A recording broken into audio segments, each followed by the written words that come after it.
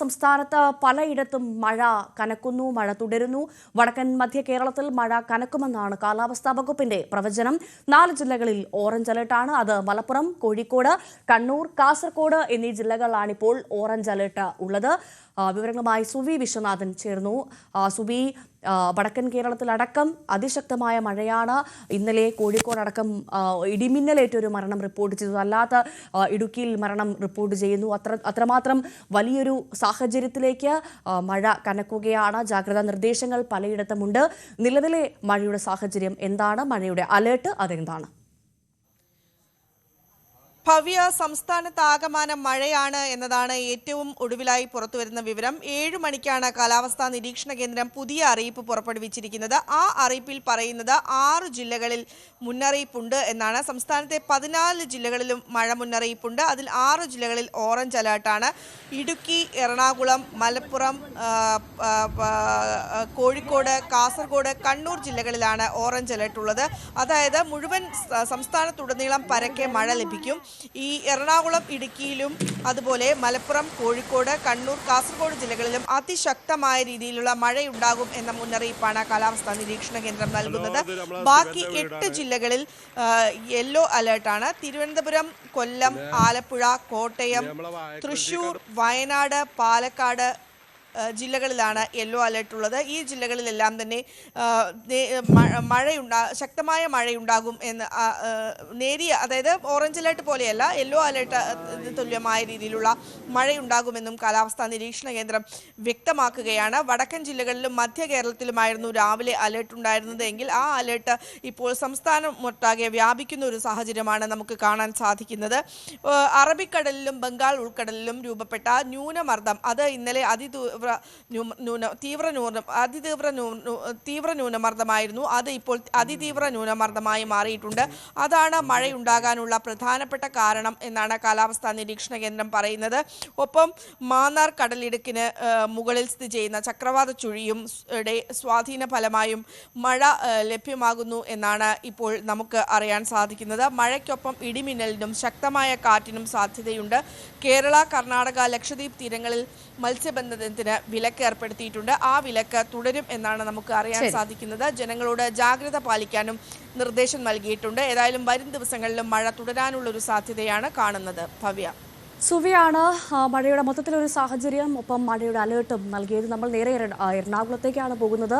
നമുക്കറിയാം, സ്വാഭാവികമായും ഒരു മഴ പെയ്താൽ പൂർണ്ണമായും വെള്ളത്തിൽ മുങ്ങുന്നൊരു നഗരം കൂടിയാണ്, പൂർണ്ണമായും വെള്ളക്കെട്ടുണ്ടാകുന്ന ഒരു നഗരം കൂടിയാണ് എറണാകുളം. അവിടുത്തെ ഒരു സാഹചര്യം പരിശോധിക്കേണ്ടതുണ്ട്. കനത്ത മഴയിൽ എറണാകുളം സൗത്ത് റെയിൽവേ സ്റ്റേഷന് മുന്നിൽ വെള്ളക്കെട്ട്.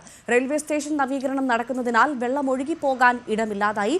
ഇതോടെ സ്റ്റേഷനിലെത്തുന്ന യാത്രക്കാർ ദുരിതത്തിലാണ്. ഡാനി ഇപ്പോൾ ഉണ്ട് വിവരങ്ങളുമായി. ഡാനി, ആദ്യം അറിയേണ്ടത് എറണാകുളത്തെ മഴയുടെ ഒരു സാഹചര്യം എങ്ങനെയാണ്? അവിടെ കനത്ത മഴയുണ്ടോ, അല്ലെങ്കിൽ മഴയ്ക്ക് കുറവാണോ?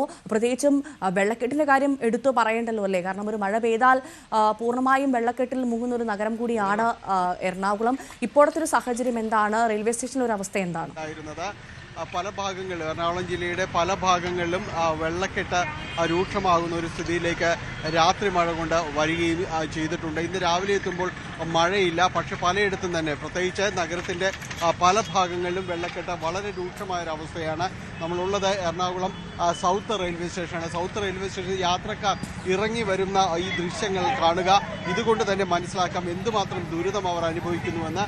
ഇവിടെ ഇറങ്ങി മെട്രോ പില്ലറിൻ്റെ മുകളിൽ കയറി ഇറങ്ങി ഇവിടേക്ക് താഴേക്ക് ഈ ഇവിടെ ഉണ്ടായിരുന്ന ഒരു കോൺക്രീറ്റ് കൂനയിലും കമ്പിയിലും എല്ലാം പിടിച്ച താഴേക്ക് സ്ത്രീകളടക്കമുള്ളവർ ഇറങ്ങി വരുന്ന ആ ഒരു അവസ്ഥയിലേക്ക് ഇവിടുത്തെ കാര്യങ്ങൾ എത്തിയിട്ടുണ്ട്. ഇവിടെ മെട്രോ സ്റ്റേഷൻ്റെ ഒരു റെയിൽവേ സ്റ്റേഷൻ്റെ അടക്കം നവീകരണങ്ങൾ നടക്കുന്നതിനാൽ വെള്ളം ഒഴുകിപ്പോകാൻ പറ്റാത്ത ഒരവസ്ഥയിലേക്കാണ് കാര്യങ്ങളുള്ളത്. അതുകൊണ്ട് തന്നെ ഇത്ര കണ്ട ബുദ്ധിമുട്ട്, വെള്ളക്കെട്ട് അടക്കം ഇവിടെ രൂക്ഷമാവുന്ന അവസ്ഥയിലേക്ക് കാര്യങ്ങൾ നീങ്ങിയത്. ഈ സ്റ്റേഷൻ്റെ ഈ പരിസരത്തേക്ക് വരികയാണെങ്കിൽ എന്തുമാത്രം വെള്ളക്കെട്ട് ഇവിടെ ഉണ്ടെന്ന് ഈ ദൃശ്യങ്ങൾ നമുക്ക് മനസ്സിലാക്കാം. ഇത് സ്റ്റേഡിയത്തിലേക്ക് പോകുന്ന പ്രധാനപ്പെട്ട ഈ വഴി മാത്രമേ അതിൻ്റെ അകത്തേക്ക് കയറി പോകാനായിട്ട് സാധിക്കുള്ളൂ. ഈ ഭാഗമാണ് പൂർണ്ണമായും വെള്ളക്കെട്ടിൻ്റെ പിടിയിലായിരിക്കുന്നത്. ഏതാണ്ട് മുട്ടോളം എത്തുന്ന രീതിയിലേക്ക് ഇവിടെ വെള്ളം നിറഞ്ഞിരിക്കുന്ന അവസ്ഥയായിരുന്നു. ഇന്നലെ രാത്രി എല്ലാം തന്നെ തീർത്തും ഇതിനകത്തേക്ക് കടക്കാൻ പോലും കഴിയാത്ത രീതിയിലേക്ക് വരികയും ചെയ്തിരുന്നതിന് ശേഷം ഇപ്പോൾ ഇന്ന് രാവിലേക്ക് എത്തുമ്പോൾ കുറച്ചെങ്കിലും വെള്ളത്തിൻ്റെ ആ ഒരു വെള്ളക്കെട്ടിന് ഒരു അല്പം കുറവ് വന്നിട്ടുണ്ട്. പക്ഷേ യാത്രക്കാരെല്ലാവരും തന്നെ തീർത്തും ബുദ്ധിമുട്ടുന്ന ഒരു അവസ്ഥയിലേക്കാണ് വന്നിരിക്കുന്നത്. ആളുകൾക്ക് ഇവിടെ നിന്ന് ഇറങ്ങി പുറത്തേക്ക് പോകാൻ കഴിയാത്ത രീതിയിലേക്ക് കാര്യങ്ങൾ വന്നിരിക്കുന്നു. പ്രത്യേകിച്ച് രാവിലെ ഈ യാത്രാ ട്രെയിനുകൾ കൂടുതലായും തന്നെ രാവിലെ എത്തുന്ന ഒരു സമയമാണ്. ഇവിടേക്ക് വരുന്നവർ പലയിടങ്ങളിൽ നിന്നും എല്ലാം തന്നെ വരുന്നവർ ഇങ്ങനെ ഈ ലഗേജ് അടക്കമുള്ള കാര്യങ്ങൾ തലയ്ക്ക് ചുമന്ന് വെള്ളത്തിലൂടെ നീന്തി കഷ്ടപ്പെട്ടാണ് ഇവിടെ എത്തുന്നത്. ഇവിടെ എത്തുന്ന സ്ത്രീകളുടെ കാര്യമാണ് കൂടുതൽ ദുരിതത്തിലാവുന്നത്. അവർക്ക് ഇതുവഴി ഒന്നുകിൽ ഈ വെള്ളക്കെട്ടിലൂടെ ഈ മലിനജലത്തിലൂടെ നീന്തണം, അല്ലായെങ്കിൽ അവർക്ക് ഇതുപോലെയുള്ള ഈ മതിൽ ചാടി അതെല്ലാം തന്നെ കടന്ന് വരേണ്ട ഒരു അവസ്ഥയിലേക്ക് അടക്കമാണ് കാര്യങ്ങൾ എത്തുന്നത്. വലിയ രീതിയിലുള്ള ബുദ്ധിമുട്ട് അവർ അനുഭവിക്കുന്നുണ്ട്. യാത്രക്കാർ ഇവിടേക്ക് മറ്റുള്ളവരെല്ലാം തന്നെ സഹായിച്ച് മതിൽ കയറ്റി ഇറക്കി അങ്ങനെയെല്ലാമാണ് ഇവിടേക്ക് വരുന്നൊരവസ്ഥയിലേക്ക് എത്തുന്നത്. ഏതായാലും വലിയ ബുദ്ധിമുട്ടിൻ്റെ കാഴ്ചകൾ തന്നെയാണ് നമുക്ക് ഇവിടെ എത്തുമ്പോഴേക്ക് കാണാനായിട്ട് സാധിക്കുന്നത്. ഡാനി, നമുക്ക് ദൃശ്യങ്ങളിൽ നിന്ന് കാര്യങ്ങൾ വളരെ വ്യക്തമാണ്. പറയേണ്ട സാഹചര്യം പോലും ഇല്ല. കാരണം കാഴ്ചയിൽ തന്നെ എന്താണ് അവിടെ സംഭവിക്കുന്നത്, ആളുകളുടെ ബുദ്ധിമുട്ട് നമുക്ക് മനസ്സിലാവും. പ്രത്യേകിച്ചും റെയിൽവേ സ്റ്റേഷനിലൊക്കെ വരുന്ന ആളുകളാണ്. അവർക്ക് ഒരുപാട് സാധനങ്ങൾ അവരുടെ കയ്യിലുണ്ടാകും. അപ്പോൾ ഇതൊക്കെ പിടിച്ച് ഇങ്ങനെ ഇറങ്ങി വരേണ്ട ഒരു അവസ്ഥ. ഡാനി, അവിടുത്തെ ആളുകളുടെ പ്രതികരണം തേടാൻ പറ്റുമെങ്കിൽ അതിലേക്ക് പോകാം. പകൽ സമയത്ത് എല്ലാം തന്നെ ഒറ്റ മഴയ്ക്ക് കൊണ്ട് തന്നെയാണോ? അതെ, ഇന്നലെ രാത്രി പെയ്ത ഈ മഴയിലാണ് ഇത്രയും വെള്ളക്കെട്ട് വന്നത്. പക്ഷെ ഇവിടെ ഓൾറെഡി മോട്ടറൊക്കെ കാണൽ വെച്ചിട്ടുണ്ട്. ആ മോട്ടർ വർക്ക് ചെയ്യാൻ താമസം വന്നുകൊണ്ടാണ് ഇത്രയും ഡൈറ്റ് വന്നത്. പക്ഷേ ഇതിന്റെ അകത്ത് ഇപ്പൊ നിലവിൽ കാണുന്ന വെള്ളം കണ്ടില്ലേ നിങ്ങള്? അതിന്റെ അകത്ത് ചെയ്യേണ്ടത് ഈ റെയിൽവേയിലാണ്, കേന്ദ്ര സർക്കാരിന്റെ സ്ഥാപനങ്ങളല്ലേ. അപ്പൊ അവരതനുസരിച്ച് ആളുകൾക്ക് വന്ന് കയറാനുള്ള ഇറങ്ങാനുള്ള ഒരു സംവിധാനങ്ങൾ ചെയ്തു കൊടുക്കണ്ടേ. ഇത് വല്ലതുകൊണ്ട് അത് നോക്കിയാൽ എന്തോരം ജനങ്ങളാണ് അവിടെ കിടന്ന് കഷ്ടപ്പെടുന്നത്. മഴ പെയ്ത ഇപ്പോഴുള്ളൊരു അവസ്ഥ തന്നെയാണ്. സ്വാഭാവികമായിട്ട് ഇത്രയും വെള്ളം വരാറില്ല. പക്ഷെ ഇതിപ്പോ ഇന്നലെ ഓവർ മഴയാണ് പെയ്തേക്കണത്. ആ മഴ പെയ്യുമ്പോഴത്തേക്കും നോർമലി ഒരു 1-2 മണിക്കൂർ കൊണ്ട് തന്നെ ഈ വെള്ളം വറ്റി പോകുന്നതാണ്. പക്ഷേ ഇപ്പൊ പറ്റിയിട്ടില്ലായിരുന്നു. ഇപ്പൊ ഓൾറെഡി ക്ലിയർ ആയി. യാത്രക്കാരടക്കമുള്ളവർ ഇങ്ങോട്ട് വരുന്നുണ്ട്. പലരും തന്നെ കഷ്ടപ്പെട്ട നീന്തിയാണ് ഇവിടേക്ക് വന്നുകൊണ്ടിരുന്നത്. വരുന്ന വഴിയാണോ? പെട്ടു വെള്ളത്തിൽ പെട്ടു. എങ്ങനെ കയറി ഇറങ്ങിയത്? ഇപ്പൊ ഞങ്ങൾ നീന്തിയാ പോകുന്നത്. കുഞ്ഞുങ്ങളെ എടുത്ത് ഇപ്പുറത്തേക്കാക്കി ഞാൻ നീന്തി. ഒട്ടും പ്രതീക്ഷിച്ചില്ല.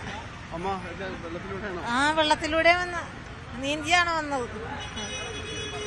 ഏതായാലും സ്ത്രീകൾ അടക്കമുള്ളവർ ഇതേപോലെ ഈ മെട്രോ പില്ലറിന്റെ മുകളിൽ കയറി അവിടെ നിന്ന് ഒരു അഭ്യാസം കാണിച്ച് ചാടി താഴേക്ക് ഇറങ്ങിയാൽ മാത്രമേ ഇതിലൂടെ കടന്നു പോകാനായിട്ട് സാധിക്കുള്ളൂ. ആ ഒരു അവസ്ഥയിലേക്കാണ് എറണാകുളം നമ്മൾ ഈ മെട്രോ പരിവേഷം എല്ലാം തന്നെ പറയുന്ന ഈ സ്ഥലത്ത് ഒറ്റ മഴയിൽ മുങ്ങിപ്പോകുന്ന രീതിയിലേക്കാണ് എറണാകുളം ഈ കൊച്ചി നഗരത്തിലേക്ക് വരുമ്പോൾ പല ഭാഗങ്ങളും ഇതേ രീതിയിലേക്ക് തന്നെയാണ് പോകുന്നത്. ഇപ്പോൾ ഇവിടെ നവീകരണം നടക്കുന്നു എന്ന കാര്യങ്ങളെല്ലാം തന്നെ ചൂണ്ടിക്കാണിക്കുന്നു. പക്ഷെ അപ്പോഴും ഈ അടിസ്ഥാന പ്രശ്നം അത് പരിഹരിക്കപ്പെടാതെ തന്നെയാണ് ഈ കാര്യങ്ങളെല്ലാം തന്നെ ചെയ്തു പോകുന്നത്. കനത്ത ഒരു മഴയിൽ മുങ്ങിപ്പോകുന്ന ഒരവസ്ഥയിലേക്കാണ് എല്ലാം തന്നെയുള്ളത്. സ്റ്റേഷനും പരിസരവും എല്ലാം ഈ രീതിയിലേക്ക് പോകുന്നു. ഇത് കാലങ്ങളായി നമ്മൾ കാണുന്നതാണ്. ഏതെല്ലാം രീതിയിലുള്ളൊരു നവീകരണങ്ങൾ നടത്തിയാലും അടിസ്ഥാന പ്രശ്നം എന്താ എന്നത് മറന്നുകൊണ്ട് നടത്തുന്ന ഈ നവീകരണങ്ങൾ തന്നെയാണ് പലപ്പോഴും ഈ യാത്രക്കാരുടെ തീരാ ദുരിതത്തിലേക്കെല്ലാം തന്നെ എത്തുന്നത്.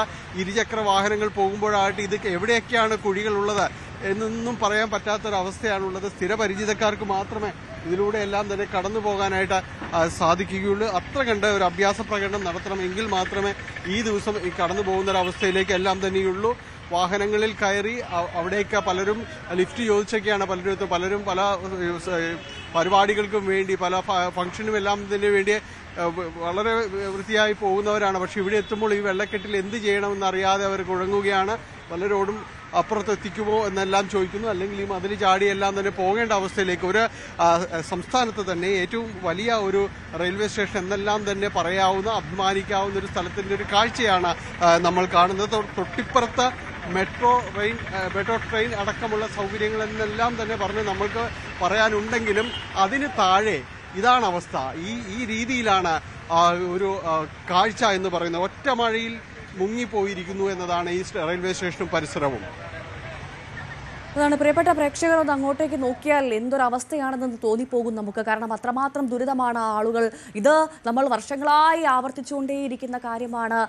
എന്താണ് യഥാർത്ഥത്തിൽ ഒരുപാട് നവീകരണങ്ങൾ നടന്നു, പക്ഷേ യഥാർത്ഥത്തിൽ അവിടെ വേണ്ടത് എന്താണ്, അടിസ്ഥാനമായി എന്ത് മാറ്റമാണ് വരുത്തേണ്ടത്, ഇതുവരെ അവിടുത്തെ അധികാരികൾക്ക് കോർപ്പറേഷന് മനസ്സിലായിട്ടില്ലേ എന്നുള്ളൊരു വലിയ ചോദ്യം അവിടെ ബാക്കി നിൽക്കുകയാണ്.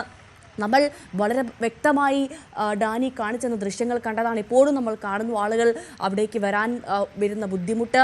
ആ മെട്രോൻ്റെ അതിന് മുകളിലൊക്കെ കയറി താഴോട്ട് ഇറങ്ങുന്ന ഒരു ഡാനി പറഞ്ഞതുപോലെ വലിയൊരു അഭ്യാസ പ്രകടനത്തിന് ശേഷം മാത്രമേ ഒന്ന് താഴേക്ക് ഇറങ്ങാൻ ആളുകൾക്ക് സാധിക്കുള്ളൂ എന്നതാണ്. റെയിൽവേ സ്റ്റേഷനിൽ നിന്ന് വരുന്ന ആളുകളാണ്.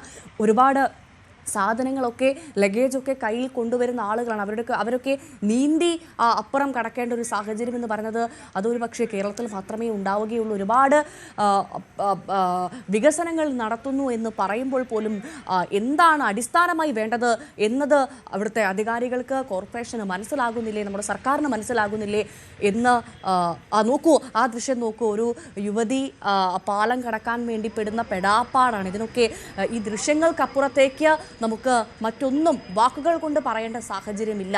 അത്രമാത്രം വലിയ ദുരിത ഈ പെഴുത്തിൽ വലിയ ബുദ്ധിമുട്ടാ. യെസ് ഡാനി പറഞ്ഞോളൂ. യാത്രക്കാരൻ ഇവിടെ ഈ പ്രദേശത്ത് എപ്പോഴും തന്നെയാണ് വെള്ളക്കെട്ടിലെ ഒരു ഭയങ്കര രൂക്ഷമായ അവസ്ഥയാണ്. ഇത് ഒരു ചെറിയ മഴ പെയ്താൽ തന്നെ ഇത്രയും വെള്ളം കെട്ടുന്ന ഒരു സ്ഥലം ഇവിടെ പ്രദേശം ഈ ഇത്രയും രൂക്ഷമായി. ഈ ട്രെയിനിൽ എത്ര യാത്രക്കാർ വരുന്നത്? ഫംഗ്ഷന് പോവുകയാണോ? ഞാനൊരു ഫംഗ്ഷൻ പോകാൻ വേണ്ടി അതെ ഒരു ഫംഗ്ഷൻ പോകാൻ വേണ്ടി വന്നതാണ്. വന്നപ്പോ ഇപ്പൊ ഞാൻ ഒരു കണക്കിനാണ് ഇപ്പൊ കിടന്നത്. നമുക്ക് ഫംഗ്ഷൻ പോകാൻ പറ്റുന്ന അവസ്ഥ കയറാൻ പറ്റണില്ല, വണ്ടി കയറാൻ പറ്റാത്ത, ബൈക്ക് വരെ പോകാൻ പറ്റാത്ത അത്രയും വെള്ളം കെട്ടും. വളരെ പരിതാപകരമാണ്. വലിയ പരിക്കില്ല. ഞാൻ അവിടെ തട്ടി വീഴണ്ടായിരുന്നു, ഇഴി വീഴണ്ടായിരുന്നു. ഒരു കണക്കിന് ഒരാളെ കയറി പിടിച്ചാണ് അവിടെ നിന്ന് രക്ഷപ്പെട്ടു പോകുന്നത്. വളരെ മോശമാണ്. നേരത്തെ സൂചിപ്പിച്ചതുപോലെ പല ചടങ്ങുകൾക്കും വേണ്ടി പോകാൻ വരുന്നവരൊക്കെ തന്നെയാണ്. അദ്ദേഹം നോക്കുക, വളരെ ഭാഗ്യത്തിന് രക്ഷപ്പെട്ടു എന്ന് അദ്ദേഹം പറഞ്ഞു. ശരിയാണ്. കാരണം ഈ വെള്ളത്തിലൂടെ എല്ലാം തന്നെ കടന്ന് ഒരു ചടങ്ങിലേക്ക് പങ്കെടുക്കുക എന്ന് വെച്ചാൽ അത് ഒരു ഭാഗ്യം തന്നെയാണെന്ന് പറയേണ്ടി വരും. അതേപോലെ അത്ര കണ്ട് ഇവിടുന്ന് സ്ത്രീ യാത്രക്കാരാണ് അല്ലെങ്കിൽ സ്ത്രീകളാണ് ഏറ്റവും കൂടുതൽ ഇതിൽ അകപ്പെട്ടു പോകുന്നത്. കാരണം അവർക്കറിയില്ല ഇവിടേക്ക് വരുമ്പോൾ. അവിടെ ഓട്ടോ സംവിധാനമുണ്ട്, പക്ഷേ പലപ്പോഴും അവിടെ ഓട്ടോകൾ നമ്മൾ വരുമ്പോഴേക്ക് യാത്രക്കാർ കൂടുതലായി വരുന്നതുകൊണ്ട് പോവുകയെല്ലാം തന്നെ ചെയ്യുന്നു. ചേച്ചി എവിടെ നിന്നാണ് വരുന്നത്? ആലപ്പുഴ. വെള്ളക്കെട്ട് പ്രതീക്ഷിച്ചോ? ഇല്ല, പ്രതീക്ഷിച്ചില്ല. അതെ. പിന്നെ പലരും ഇതേ വഴി വന്ന് ഇത് പുറത്തിറങ്ങുമ്പോൾ മാത്രമാണ് ഈ രീതിയിലുള്ള വെള്ളക്കെട്ട് ഇത്ര കണ്ട് രൂക്ഷമാണ് എന്നതെല്ലാം തന്നെ അവർക്ക് മനസ്സിലാവുന്നത്. ഒരുപക്ഷെ കുറച്ചുകൂടി കഴിയുമ്പോൾ വെള്ളം ഇറങ്ങുമായിരിക്കും. പക്ഷേ ഇതിൻ്റെ സമീപ പ്രദേശത്തെ റോഡുകളും എല്ലാം തന്നെ ഇതേപോലെ മുങ്ങിക്കിടക്കുകയാണ്. പ്രത്യേകിച്ച് എറണാകുളം സൗത്ത് റെയിൽവേ സ്റ്റേഷൻ ഭാഗത്തോട് ചേർന്ന് വരുമ്പോഴുള്ള ഒരു അവസ്ഥ ഇതാണ്. പല ഭാഗങ്ങളിലും തന്നെ കാനകളെല്ലാം തന്നെ നിറഞ്ഞ, അതോടൊപ്പം തന്നെ മാലിന്യങ്ങൾ നിറഞ്ഞ, നീരൊഴുക്ക് തടസ്സപ്പെടുന്ന ഒരു അവസ്ഥയിലേക്കെല്ലാം തന്നെ പോകുന്നു. ഈ ഭാഗത്തേക്ക് കാലങ്ങളായി അനുഭവപ്പെടുന്ന KSRTC ബസ് സ്റ്റാൻഡ് പരിസരം, എറണാകുളം സൗത്ത് റെയിൽവേ സ്റ്റേഷൻ പരിസരങ്ങൾ, ഇവിടേക്കെല്ലാം തന്നെ പോകുമ്പോൾ കളത്തിപ്പറമ്പ് റോഡ്, പനമ്പള്ളി നഗറിന്റെ ചില ഭാഗങ്ങൾ, ഇതെല്ലാം ഇത് ശാസ്ത്രീയമായ രീതിയിൽ തന്നെ അവിടെ വെള്ളക്കെട്ട് നിർമ്മാർജ്ജനം അടക്കമുള്ള കാര്യങ്ങൾ വേണം. ഇവിടെ വലിയ രീതിയിലുള്ള പദ്ധതികൾ നടപ്പാക്കുന്നുണ്ട്. ഓപ്പറേഷൻ ബ്രേക്ക് ത്രൂ പോലുള്ള പദ്ധതികൾ ദീർഘകാല അടിസ്ഥാനത്തിലുള്ളതാണ് എന്ന് പറയുമ്പോഴും അതൊരു സമഗ്ര വികസനം ലക്ഷ്യമിട്ടുകൊണ്ട് തന്നെ ആയിരിക്കണം. ഇപ്പോൾ മുല്ലശ്ശേരി കനാൽ റോഡിൻ്റെ മുല്ലശ്ശേരി കനാലിൻ്റെ നവീകരണങ്ങൾ അത് പാതി വഴിയിൽ ഇപ്പോഴും നിലച്ചിരിക്കുകയാണ്. ഇതെല്ലാം ഇച്ഛാശക്തിയോടെ നടപ്പാക്കിയില്ലെങ്കിൽ എത്ര മേനി പറഞ്ഞാലും ഇതേപോലെ ഒറ്റ മഴയിൽ നനഞ്ഞു പോകുന്ന ഒരു മണൽ നഗരം എന്ന പോലെ തന്നെയാകും കൊച്ചി എന്ന കാര്യത്തിൽ തുടങ്ങിയിട്ടേ ഉള്ളൂ. നമ്മൾ ഇനി ഈ കാഴ്ചകൾ തന്നെ കണ്ടുകൊണ്ടിരിക്കേണ്ടി വരുമല്ലേ വരും ദിവസങ്ങളിൽ? അപ്പോൾ ഒരു സംശയവും വേണ്ട. കാരണം ഇത് ഇന്നലെ രാത്രിയിലെ ഒറ്റ പെയ്ത്തിനാണ് ഇത് കാണുന്നത്. തുലാവർഷം വരുന്നതേ ഉള്ളൂ. അതിനുള്ളൊരു കർട്ടൻ റൈസറാണ്. എവിടെ നിന്ന് വരുന്നത് ചേട്ടാ? ആലപ്പുഴ നിന്ന് വരിക. എവിടേക്കാ? ഇവിടെ മെട്രോയിലേക്ക്. അത് ഈ രീതിയിലേക്ക് മുങ്ങി പോകുന്നൊന്നും പ്രതീക്ഷിച്ചില്ല, ഒട്ടും പ്രതീക്ഷിച്ചില്ല. രാവിലെ വന്നതാണ്. ശരി, തിരക്ക് പിടിച്ചോടുകയാണ്. കാരണം പകുതി സമയം ഇവിടെ കൃത്യമായിട്ട് വന്നു പോകുന്നതിന് ഇതിലെല്ലാം തന്നെ ഈ വെള്ളക്കെട്ട് എല്ലാവരെയും തന്നെ യാത്ര മാറ്റിയിരിക്കുന്നു എന്നതാണ്.